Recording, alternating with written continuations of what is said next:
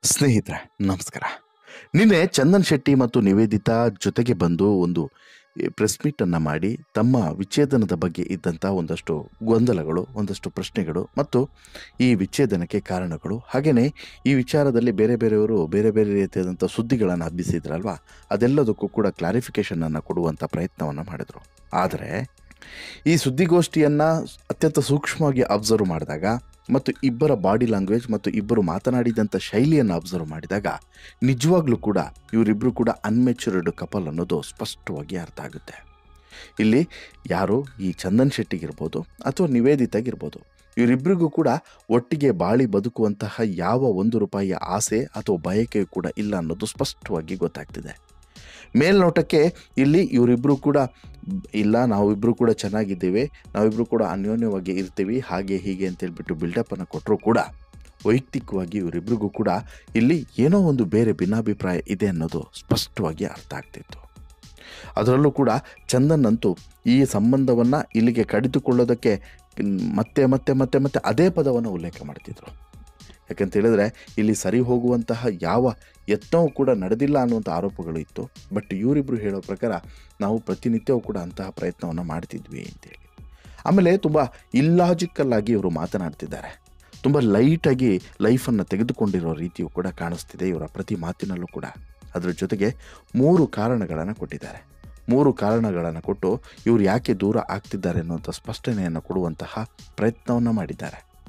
ಹಾಗಾದರೆ ಆ 3 ಕಾರಣಗಳು ಏನು? ಇವರೇ ಕೊಟ್ಟಿರುವಂತಹ 3 ಕಾರಣಗಳೇನು? ಜೊತೆಗೆ ಈ 3 ಕಾರಣಗಳ ಹಿಂದೆ ಇವರ ಮನಸ್ಥಿತಿ ಯಾವ ರೀತಿ ಇದೆ ಅನ್ನೋದು ನೀವು ಸೂಕ್ಷ್ಮವಾಗಿ ಅಬ್ಸರ್ವ್ ಮಾಡಿದ್ರ? ಇಲ್ಲ ಅಂತ ಹೇಳಿದ್ರೆ ಅದ್ರ ಬಗ್ಗೆನೂ ಕೂಡ ಮಾಹಿತಿಯನ್ನು ಕೊಡ್ತಾ ಹೋಗ್ತೀನಿ. ಅದಕ್ಕಿಂತ ಮುಂಚೆ ನೀವಿನ್ನೂ ಕೂಡ ನಮ್ಮ ಚಾನಲನ್ನು ಸಬ್ಸ್ಕ್ರೈಬ್ ಮಾಡಿಲ್ಲ ಅಂದರೆ ದಯವಿಟ್ಟು ಕೂಡಲೇ ಸಬ್ಸ್ಕ್ರೈಬ್ ಮಾಡಿ ಸ್ನೇಹಿತರೆ. ಚಂದನ್ ಶೆಟ್ಟಿ ಮತ್ತು ನಿವೇದಿತಾ ಗೌಡ ಡಿವೋರ್ಸನ್ನು ಮಾಡ್ಕೊಳ್ತಾರೆ ಅಂತ ಹೇಳಿಬಿಟ್ಟು ಯಾರೂ ಕೂಡ ಕಲ್ಪನೆಯನ್ನು ಮಾಡ್ಕೊಂಡಿರಲಿಲ್ಲ. ಒಂದು ಸಲ ಈ ಸುದ್ದಿ ಹೊರಗಡೆ ಬಂದಾಗ ಎಲ್ಲರೂ ಕೂಡ ತಮಾಷೆ ಇರಬೇಕು, ಯಾರೋ ಫೂಲ್ ಮಾಡೋಕ್ಕೆ ಈ ರೀತಿ ಸುದ್ದಿ ಹಾಕಿರಬೇಕು, ಆ ರೀತಿಯನ್ನು ಇರಲಿಕ್ಕಿಲ್ಲ ಅಂತೇಳಿ ಎಲ್ಲರೂ ಕೂಡ ಅಂದ್ಕೊಂಡಿದ್ರು. ಆದರೆ ಯಾವಾಗ ಚಂದನ್ ಶೆಟ್ಟಿ ನಿವೇದಿತಾ ಇದ್ರ ಬಗ್ಗೆ ಒಂದು ಕ್ಲಾರಿಫಿಕೇಷನನ್ನು ಕೊಡುವಂತಹ ಪ್ರಯತ್ನವನ್ನು ಮಾಡಿದ್ರು, ಆಗ ಎಲ್ಲದೂ ಕೂಡ ಕ್ಲಿಯರ್ ಆಗಿತ್ತು. ಇದಕ್ಕೂ ಮುನ್ನ ಕೋರ್ಟ್ನಲ್ಲಿ ಹೋದಂಥ ಸಂದರ್ಭದಲ್ಲೂ ಕೂಡ ಇದು ಕ್ಲಿಯರ್ ಆಯಿತು. ನಂತರ ವಕೀಲರು ಈ ಬಗ್ಗೆ ಒಂದು ಸ್ಪಷ್ಟನೆಯನ್ನು ಕೊಟ್ಟರು. ಅದಕ್ಕಿಂತ ಮುಂಚೆ ಸೋಷಿಯಲ್ ಮೀಡಿಯಾದಲ್ಲಿ ಇಬ್ಬರು ಕೂಡ ಒಂದೊಂದು ಪೋಸ್ಟ್ ಹಾಕೋದ್ರ ಮೂಲಕ ಕ್ಲಾರಿಫಿಕೇಷನನ್ನು ಕೊಡುವಂಥ ಪ್ರಯತ್ನವನ್ನು ಮಾಡಿದರು. ಈ ಚಂದನ್ ಶೆಟ್ಟಿ ಮತ್ತು ನಿವೇದಿತಾ ಗೌಡ ಡಿವೋರ್ಸ್ನ ಬಳಿಕ ಸಾರ್ವಜನಿಕ ವಲಯದಲ್ಲಿ ಸಾಕಷ್ಟು ಸುದ್ದಿಗಳು ಹರಿದಾಡ್ತಾ ಇದ್ದಾವೆ. ಚಂದನ್ ನಿವೇದಿತಾ ವಿಚ್ಛೇದನಕ್ಕೆ ಅದು ಕಾರಣ ಇದು ಕಾರಣ ಅನ್ನುವಂತಹ ಗಾಸಿಪ್ಗಳು ಸಹಜವಾಗಿ ಹರಿದಾಡುತ್ತಿದ್ದಾವೆ. ಈ ಹಿನ್ನೆಲೆಯಲ್ಲಿ ಸಡನ್ ಆಗಿ ಸೋಮವಾರ ಇವರಿಬ್ಬರು ಕೂಡ ಒಟ್ಟಿಗೆ ಬಂದು ಒಂದು ಪ್ರೆಸ್ ಮೀಟನ್ನು ಮಾಡಿಬಿಡ್ತಾರೆ. ಒಂದು ವಿಚ್ಛೇದನದ ಬಗ್ಗೆ ಕ್ಲಾರಿಫಿಕೇಷನನ್ನು ಕೊಡಬೇಕು ಮತ್ತು ಇವರ ಮೇಲೆ ಬರ್ತಿರುವಂಥ ಬೇರೆ ಬೇರೆ ಆರೋಪಗಳು, ಗೊಂದಲಗಳಿದ್ದಾವಲ್ಲ, ಅದ್ರ ಬಗ್ಗೆನೂ ಕೂಡ ಕ್ಲಾರಿಫಿಕೇಷನನ್ನು ಕೊಡಬೇಕು ಅನ್ನೋಂಥ ಕಾರಣವನ್ನು ಇಟ್ಕೊಂಡು ಇವರೊಂದು ಪ್ರೆಸ್ ಮೀಟನ್ನು ಕರೀತಾರೆ. ಅಲ್ಲಿ ಸಾಕಷ್ಟು ವಿಚಾರಗಳನ್ನು ಇವರು ಬಹಿರಂಗಪಡಿಸ್ತಾರೆ, ಪ್ರಸ್ತಾಪಿಸ್ತಾರೆ.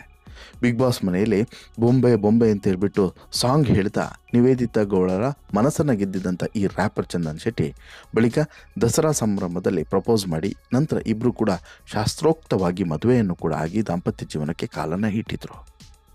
ಈ ಕ್ಯೂಟ್ ಕಪಲ್ ವಿಚ್ಛೇದನ ಪಡ್ಕೊಳ್ತಾರೆ ಅಂತ ಹೇಳ್ಬಿಟ್ಟು, ಅದು ಕೂಡ ಇಷ್ಟು ಬೇಗ ಪಡ್ಕೊಳ್ತಾರೆ ಅಂತ ಹೇಳ್ಬಿಟ್ಟು ಬಹುಶಃ ಯಾರು ಕೂಡ ಆಲೋಚನೆಯೇ ಮಾಡಿರಲಿಲ್ಲ. ಆದರೆ ಏಕಾಏಕಿ ಇವರು ಡಿವೋರ್ಸನ್ನು ಘೋಷಣೆ ಮಾಡಿದಾಗ ಎಲ್ರಿಗೂ ಕೂಡ ಶಾಕ್ ಆಗಿತ್ತು.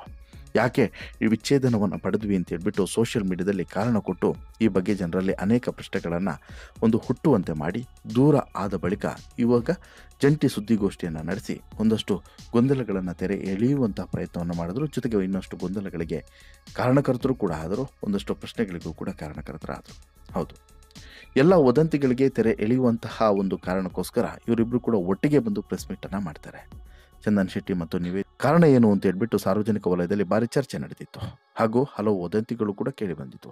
ವಿಚ್ಛೇದನದ ಬಳಿಕವೂ ಕೂಡ ಜಂಟಿಯಾಗಿ ಸುದ್ದಿಗೋಷ್ಠಿಯನ್ನು ನಡೆಸಿ ಅಸಲಿ ಕಾರಣವನ್ನು ರಾಜ್ಯದ ಮುಂದೆ ಇಡಬೇಕು ಅನ್ನುವಂಥ ಉದ್ದೇಶವನ್ನು ಇಟ್ಕೊಂಡಿದ್ರು. ಏನದು? ಒಂದು, ಇಬ್ಬರದು ಕೂಡ ವಿಭಿನ್ನವಾದಂಥ ಜೀವನ ಶೈಲಿ, ಹೊಂದಾಣಿಕೆ ಆಗದಿರುವಂಥ ಕಾರಣಕ್ಕೋಸ್ಕರ ಕಾನೂನು ಪ್ರಕಾರ ಇಬ್ಬರು ಕೂಡ ವಿಚ್ಛೇದನವನ್ನು ಪಡೆದಿದ್ದೇವೆ ಎನ್ನುವಂಥ ಸ್ಪಷ್ಟನೆಯನ್ನು ಕೊಟ್ಟಿದ್ದರು. ಇನ್ನು ಚಂದನ್ ಶೆಟ್ಟಿ ನಿವೇದಿತಾ ಗೌಡ ಎಷ್ಟೇ ಪ್ರಯತ್ನ ಪಟ್ಟರೂ ಕೂಡ ಇವರಿಬ್ಬರು ಕೂಡ ಸುಖವಾಗಿ ಮತ್ತು ಅನ್ಯೋನ್ಯವಾಗಿ ಬದುಕೋಕ್ಕೆ ಸಾಧ್ಯವಾಗ್ತಿಲ್ಲ. ಏನೇ ವಿಚಾರಗಳು ಬಂದರೂ ಕೂಡ ಡಿಫ್ರೆನ್ಸ್ ಆಫ್ ಒಪಿನಿಯನ್, ಮಿಸ್ಅಂಡರ್ಸ್ಟ್ಯಾಂಡಿಂಗ್ಸ್ ಅಥವಾ ಡಿಫ್ರೆನ್ಸ್ ಆಫ್ ಒಪಿನಿಯನ್ ಕಾರಣದಿಂದ ಅಂದರೆ ಇಬ್ಬರದ್ದು ಕೂಡ ಆಲೋಚನೆಗಳು ಬೇರೆ, ಇಬ್ಬರದ್ದು ಕೂಡ ಈ ಯೋಚನಾ ಲಹರಿ ಬೇರೆ, ಇಬ್ಬರದ್ದು ಜೀವನ ಶೈಲಿ ಬೇರೆ. ಇದು ಮ್ಯಾಚ್ ಆಗ್ತಿಲ್ಲ ಅನ್ನೋಂಥ ಕಾರಣಕ್ಕೋಸ್ಕರ ಇವರು 4 ವರ್ಷಗಳ ಬಳಿಕ ಡಿವೋರ್ಸನ್ನು ಪಡ್ಕೊಳ್ತಿದ್ದಾರೆ. ಅದು 4 ವರ್ಷ ಹೇಗಿದ್ರು ಹಾಗಾದರೆ ಅಂಥದ್ದೊಂದು ಪ್ರಶ್ನೆ ಈಗ ಕಾಡುವಂತೆ ಮಾಡಿದೆ. ಇನ್ನು ಚಂದನ್ ಶೆಟ್ಟಿ ನಿವೇದಿತಾ ಗೌಡ ವಿಚ್ಛೇದನದ ಬಳಿಕ ಜೀವನಾಂಶವನ್ನು ಕೇಳಿದ್ದಾರೆ. 3ನೇ ವ್ಯಕ್ತಿಯ ಪ್ರವೇಶದಿಂದ ಹೀಗಾಯಿತು, ಚಂದನ್ ಡಿಪ್ರೆಷನ್ಗೆ ಹೋಗಿದ್ದಾರೆ ಅನ್ನುವಂತಹ ಸುದ್ದಿಗಳು ಹರಿದಾಡಿತು. ಇದೆಲ್ಲದಕ್ಕೂ ಕೂಡ ಚಂದನ್ ಶೆಟ್ಟಿ ಸ್ಪಷ್ಟನೆಯನ್ನು ಕೊಟ್ಟಿದ್ದಾರೆ. ಚಂದನ್ ಶೆಟ್ಟಿ ಸ್ನೇಹಿತ ಅಂತೇಳಿ ಹೇಳಿಕೊಂಡ ಯುವಕನೊಬ್ಬ ನಿವೇದಿತಾ ಗೌಡ ವಿರುದ್ಧ ಗಂಭೀರ ಆರೋಪವನ್ನು ಮಾಡಿದ್ದ. ಆ ಆರೋಪಗಳನ್ನು ಈ ಜೋಡಿಯೇ ಈಗ ತಳ್ಳಿ. ಇನ್ನು ಚಂದದ ಗೊಂಬೆಯ ವಿಚ್ಛೇದನದ ಬಗ್ಗೆ ಸಾಕಷ್ಟು ಚರ್ಚೆಗಳು ಕೂಡ ನಡೆದಂಥ ಕಾರಣ ಇಬ್ಬರು ಕೂಡ ಜಂಟಿಯಾಗಿ ಸುದ್ದಿಗೋಷ್ಠಿಯನ್ನು ನಡೆಸಿದ್ರು. ಇನ್ನು ಮುಂದೆ ಸುಳ್ಳು ಸುದ್ದಿಯನ್ನು ಹಬ್ಬಿಸಿದ್ರೆ ಅಂಥವರ ವಿರುದ್ಧ ಮಾನನಷ್ಟ ಮೊಕದ್ದಮೆಯನ್ನು ಹಾಕುವುದಾಗಿ ಚಂದನ್ ಮತ್ತು ನಿವೇದಿತಾ ಖಡಕ್ ವಾರ್ನಿಂಗನ್ನು ಕೊಟ್ಟರು. ಒಬ್ಬರನ್ನೊಬ್ಬರು ಪ್ರೀತಿಸಿ ಮದುವೆ ಆದ ಬಳಿಕ 100 ಕಾಲ ಜೊತೆಯಾಗಿ ಇರಬೇಕು ಅಂತಲೂ ಕೂಡ ನಾವು ಅಂದ್ಕೊಂಡಿದ್ವಿ. ಆದರೆ ಇಬ್ಬರಿಗೂ ಕೂಡ ಈ ವೇವ್ ಲೈನ್ ಮ್ಯಾಚ್ ಆಗ್ತಾನೆ ಇರಲಿಲ್ಲ. ಚಿಕ್ಕ ಪುಟ್ಟ ವಿಚಾರಕ್ಕೆ ಮನಸ್ತಾಪಗಳು ಬರ್ತಾ ಇದ್ವು. ನಾನು ರಾತ್ರಿ ಬೇಗ ಹೇಳ್ತಾ ಇದ್ದೆ, ನಿವೇದಿತಾ ರಾತ್ರಿ ಲೇಟಾಗಿ ಮಲಗಿ ಲೇಟಾಗಿ ಹೇಳ್ತಾ ಇದ್ರು. ಒಬ್ರಿಗೊಬ್ರು ಟೈಮ್ ಕೊಡೋಕ್ಕೆ ಆಗ್ತಿರ್ಲಿಲ್ಲ. ಅದನ್ನು ನಾನು ತಪ್ಪು ಅಂತಲೂ ಕೂಡ ಹೇಳ್ತಾ ಇಲ್ಲ. ಅವರ ಜೀವನ ಶೈಲಿ ಯೋಚನೆ ಹಾಗೂ ನನ್ನ ಜೀವನ ಶೈಲಿ ಯೋಚನೆ ಬೇರೆ ಇರ್ತಿತ್ತು. ಅದನ್ನು ಅರ್ಥ ಮಾಡಿಕೊಂಡು ಹೋಗುವಂಥ ಪ್ರಯತ್ನವನ್ನು ಮಾಡಿದ್ವಿ, ಆದರೆ ಅದು ಆಗಲಿಲ್ಲ. ಹೀಗಾಗಿ ನಾವಿಬ್ಬರು ಕೂಡ ಪರಸ್ಪರ ಒಪ್ಪಿ ವಿಚ್ಛೇದನವನ್ನು ಪಡೆದುಕೊಂಡ್ವಿ ಅಂಥೇಳಿ ತುಂಬ ಸಿಂಪಲಾಗಿ ಈ ವಿಚ್ಛೇದನ ಅನ್ನೋದನ್ನು ಇಲ್ಲಿ ಚಂದನ್ ಶೆಟ್ಟಿ ವ್ಯಾಖ್ಯಾನಿಸ್ತಾ ಇದ್ದಾರೆ. ಭೂಮಿ ಮೇಲೆ ಸ್ವತಂತ್ರವಾಗಿ ಇರೋದು ಪ್ರತಿಯೊಬ್ಬರು ಕೂಡ ಹಕ್ಕು. ಹೀಗಾಗಿ ಒಬ್ರಿಗೊಬ್ರು ಅರ್ಥ ಮಾಡಿಕೊಂಡು ನಾವು ವಿಚ್ಛೇದನವನ್ನು ಪಡೆದಿದ್ದೇವೆ. ನಮ್ಮ ಖಾಸಗಿ ವಿಚಾರ ನಮ್ಮಲ್ಲೇ ಇರಲು ಬಿಡಿ. ನನ್ನ ಜೀವನ ಶೈಲಿ ಯೋಚನೆ ನನ್ನದು, ಅವರ ಜೀವನ ಶೈಲಿ ಯೋಚನೆ ಅವರದು. ಅದು ಹೊಂದಾಣಿಕೆ ಆಗ್ತಿಲ್ಲ ಅಷ್ಟೇ ಮ್ಯಾಟ್ರು, ಅದು ಬಿಟ್ಟರೆ ಬೇರೆ ಏನೂ ಕೂಡ ಇಲ್ಲ. ಹೀಗಾಗಿ ನಮ್ಮಿಬ್ಬರ ವಿಚ್ಛೇದನಕ್ಕೆ ಮುಂದಾಗಿದ್ದು ನಾವಿಬ್ಬರು ಕೂಡ ಇದನ್ನು ಮಾತಾಡಿಯೇ ನಿರ್ಧರಿಸಿದ್ದು. ಇದಕ್ಕೆ ಅನೇಕರು ಅನೇಕ ರೀತಿಯ ವದಂತಿಗಳನ್ನು ಹಬ್ಬಿಸ್ತಿದ್ದಾರೆ. ನಿವೇದಿತೆಗೆ ಬೇರೆಯವರಿಗೆ ಸಂಪರ್ಕ, ಸಂಬಂಧ, ಮಗು ಇವೆಲ್ಲವನ್ನು ಕೂಡ ಹೇಳ್ತಿದ್ದಾರೆ. ಬಟ್ ಇದು ಯಾವುದು ಕೂಡ ಇಲ್ಲ. ಇನ್ನು ಹಣದ ವಿಚಾರ ಇದು ಕೂಡ ಇಲ್ಲ. ಜೊತೆಗೆ ಸುಳ್ಳು ಸುದ್ದಿಗಳನ್ನು ಮತ್ತು ಸಣ್ಣ ವಿಚಾರಗಳಿಂದ ನಮ್ಮ ನಡುವೆ ಹೊಂದಾಣಿಕೆ ಆಗದೇ ಇರೋದು. ಹಾಗೆಯೇ ಹಣದ ವಿಚಾರದಿಂದ ನಾವಿಬ್ಬರು ಕೂಡ ಡಿವೋರ್ಸನ್ನು ಪಡ್ಕೊಂಡ್ವಿ ಅಂತ ಹೇಳಿದ್ರೆ ಅದು ಕೂಡ ಸುಳ್ಳು. ಇನ್ನು ಸಣ್ಣ ವಿಚಾರದಿಂದಾಗಿ ನಮ್ಮ ನಡುವೆ ಹೊಂದಾಣಿಕೆ ಆಗದೇ ಇರೋದು ನಮ್ಮ ವಿಚ್ಛೇದನಕ್ಕೆ ಪ್ರಮುಖವಾದಂಥ ಕಾರಣ ಅಂತೇಳಿ ಸ್ಪಷ್ಟನೆಯನ್ನು ಕೊಟ್ಟರು. ಇನ್ನು ಈ ಚಿಕ್ಕ ವಿಚಾರಕ್ಕೆ ದೊಡ್ಡ ಜಗಳ ಆಗಿದೆ, ಮತ್ತೊಂದು ಆಗಿದೆ, ನಾವು ವಿಚ್ಛೇದನ ಪಡೆದುಕೊಂಡಿದ್ದೇವೆ, ಇವೆಲ್ಲದೂ ಕೂಡ ಈ ರೀತಿ ಚರ್ಚೆ ಆಗ್ತಿರುವಂಥದ್ದು ಇವೆಲ್ಲ ಕೂಡ ನಾವು ಗಮನಿಸಿದ್ವಿ. ಬಟ್ ಹಾಗೆಲ್ಲ ಏನೂ ಇಲ್ಲ. ಚಿಕ್ಕ ವಿಚಾರ ಹೊಂದಾಣಿಕೆ ಆಗ್ತಿಲ್ಲ, ಅಷ್ಟಕ್ಕೋಸ್ಕರ ನಾವು ದೂರ ಆಗ್ತಿದ್ದೀವಿ ಅನ್ನೋದನ್ನು ಇಬ್ಬರು ಕೂಡ ಒತ್ತಿ ಹೇಳ್ತಾ ಇದ್ದಾರೆ. ಈಗ ಸಾರ್ವಜನಿಕ ವಲಯದಲ್ಲಿ ಕೇಳ್ತಿರುವಂಥ ಪ್ರಶ್ನೆ ಒಂದು, ನೀವು ಸರಿ ಡಿವೋರ್ಸ್ ಅನ್ನೋದನ್ನು ತುಂಬ ಸಿಂಪಲಾಗಿ ಸ್ವೀಕರಿಸಿದ್ದೀರಾ ಅನ್ನೋದು ಸ್ಪಷ್ಟವಾಗಿ ಇಲ್ಲಿ ಗೊತ್ತಾಗ್ತಿದೆ. ಆದರೆ ಡಿವೋರ್ಸ್ ಬಳಿಕ ನಿಮ್ಮ ಜೀವನ ಏನು ಅನ್ನೋದನ್ನು ನೀವು ಆಲೋಚನೆ ಮಾಡಿದ್ದೀರಾ? ನಾಳೆ ಇನ್ನೊಂದು ಮದುವೆ ಆಗ್ತೀರಾ, ಆಗಲೂ ಕೂಡ ಇದೇ ರೀತಿ ಆಯಿತು ಅಂತ ಹೇಳಿದ್ರೆ ಆಗಲೂ ಕೂಡ ಮತ್ತೆ ಡಿವೋರ್ಸನ್ನು ಪಡ್ಕೊಳ್ತೀರಾ? ಆಗಲೂ ಕೂಡ ಹೊಂದಾಣಿಕೆ ಆಗ್ತಿಲ್ಲ. ಹೀಗಾಗಿ ಆ ಹುಡುಗಿಯ ಜೊತೆಗೆ ಚಂದನ್ ಶೆಟ್ಟಿ ಅಥವಾ ಆ ಹುಡುಗನ ಜೊತೆಗೆ ಈಕೆ ಯಾರು ನಿವೇದಿತಾ ಇವರಿಗೂ ಕೂಡ ಮತ್ತೆ ಡಿವೋರ್ಸನ್ನು ಪಡೀತಾರಾ? ಹೀಗೆ ಎಷ್ಟು ಮದುವೆ ಆಗ್ತೀರಾ, ಎಷ್ಟು ಡಿವೋರ್ಸನ್ನು ಪಡ್ಕೊಂಡು ಹೋಗ್ತೀರಾ?